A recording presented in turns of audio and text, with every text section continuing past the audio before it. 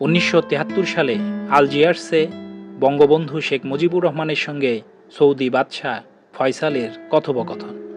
বাদশাহ ফয়সাল, এক্সেলেন্সি, আমি শুনেছি যে বাংলাদেশ আমাদের কাছ থেকে কিছু সাহায্য প্রত্যাশী, কিন্তু কথা হচ্ছে আপনারা কোন ধরনের সাহায্য চান?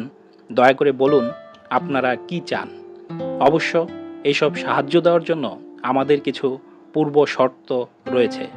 শেখ মুজিবুর রহমান, এক্সেলেন্সি, বেয়াদবি নেবেন না, আমি হচ্ছি বাংলাদেশের প্রধানমন্ত্রী, কিন্তু আমার তো মনে হয় না মিসকিনের মতো বাংলাদেশ আপনাদের কাছে কোনো সাহায্য চেয়েছে। বাদশাহ ফয়সাল, তাহলে আপনারা কিংডম অব সৌদি আরবিয়ার কাছ থেকে কি চাচ্ছেন? শেখ মুজিবুর রহমান, বাংলাদেশের পরহেজগার মুসলমানরা পবিত্র কাবা শরীফে নামাজ আদায়ের অধিকার চাচ্ছে। এক্সেলেন্সি, আপনিই বলুন, সেখানে তো কোনো শর্ত থাকতে পারে না। আপনি মহান, প্রতিটি বাঙালি মুসলমান আপনার প্রতি শ্রদ্ধাশীল। আপনি হচ্ছেন পবিত্র কাবা শরীফের হেফাজতকারী।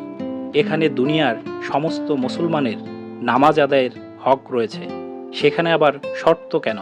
এক্সেলেন্সি, আমরা আপনার কাছ থেকে ভ্রাতৃসুলভ সমান ব্যবহার প্রত্যাশা করছি।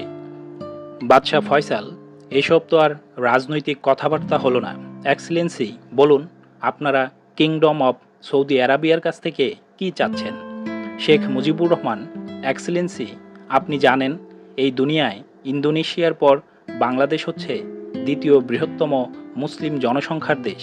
তাই আমি জানতে চাচ্ছি কেন সৌদি আরব আজ পর্যন্ত স্বাধীন ও সার্বভৌম বাংলাদেশের স্বীকৃতি দিচ্ছে না। বাদশাহ ফয়সাল, আমি পরম করুণাময় আল্লাহ তাআলা ছাড়া আর কারো কাছে জবাবদিহি করি না। তবুও আপনি একজন মুসলমান, তাই বলছি সৌদি স্বীকৃতি পেতে হলে বাংলাদেশের নাম পরিবর্তন করে ইসলামিক রিপাবলিক অব বাংলাদেশ করতে হবে। শেখ মুজিবুর রহমান, এই শর্তটা কিন্তু অন্তত বাংলাদেশের জন্য প্রযোজ্য হতে পারে না। বাংলাদেশের বিপুল সংখ্যাগরিষ্ঠ জনসংখ্যা মুসলমান হলেও এদেশে প্রায় 1 কোটির মতো অমুসলিম রয়েছে।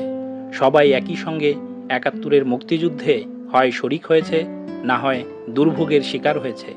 তাছাড়া এক্সেলেন্সি, সবচেয়ে বড় কথা হচ্ছে যে পরম করুণাময় আল্লাহ তাআলা তো শুধু আল মুসলিমিন নন, তিনি হচ্ছেন রাব্বুল আলামিন। তিনি শুধু মুসলমানদের আল্লাহ নন, তিনি হচ্ছেন সব কিছুর একমাত্র অধিকর্তা। তিনিই হচ্ছেন সব কিছুর একমাত্র স্রষ্টা। এক্সেলেন্সি, বেয়াদবি মাফ করবেন, আপনাদের দেশের নামও তো ইসলামিক প্রজাতান্ত্রিক সৌদি আরব না। এই মহান দেশের নাম আরব জাহানের অন্যতম শ্রেষ্ঠ মনীষী ও রাজনীতিবিদ মরহুম বাদশাহ ইবনে সৌদের সম্মানে কিংডম অব সৌদি আরবিয়া। কই, আমরা কেউই তো এ নামে আপত্তি করিনি। বাদশাহ ফয়সাল, এক্সেলেন্সি, এছাড়া আমার অন্য একটা শর্ত রয়েছে।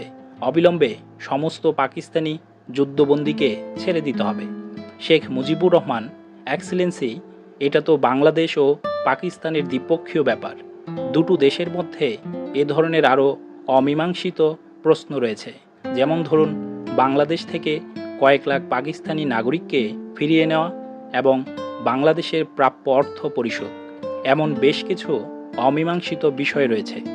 এসবের মীমাংসা কিছুটা সময় সাপেক্ষ ব্যাপার।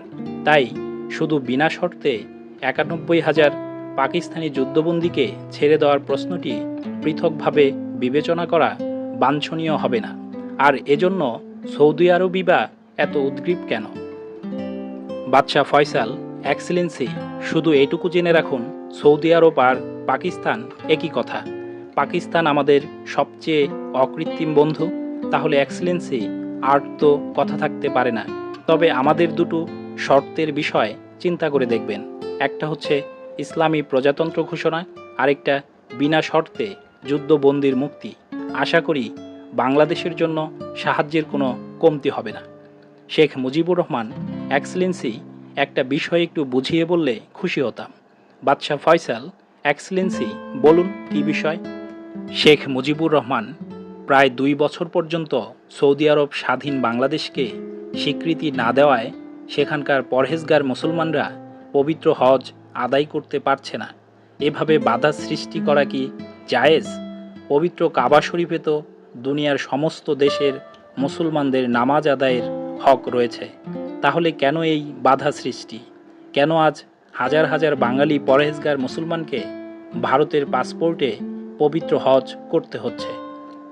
আকস্মিকভাবে এখানেই আলোচনার পরিসমাপ্তি, কিন্তু বৈঠক শেষ হওয়ার পূর্ব মুহূর্তে বঙ্গবন্ধু শেখ মুজিব তার এককালীন নেতা মাওলানা আব্দুল হামিদ খান ভাসানীর উচ্চারিত একটা আরবি কথার পুনরুক্তি করলেন, লাকুম দিনুকুম ওয়ালিয়াদ্দিন, তোমার ধর্ম তোমার, আমার ধর্ম আমার। মুসলিম জাহানের নেতা বাদশাহ ফয়সাল সোফা থেকে উঠে দাঁড়ালেন। দুজনের মধ্যে বিদায় কুলাকুলি আর পারস্পরিক চুম্বন।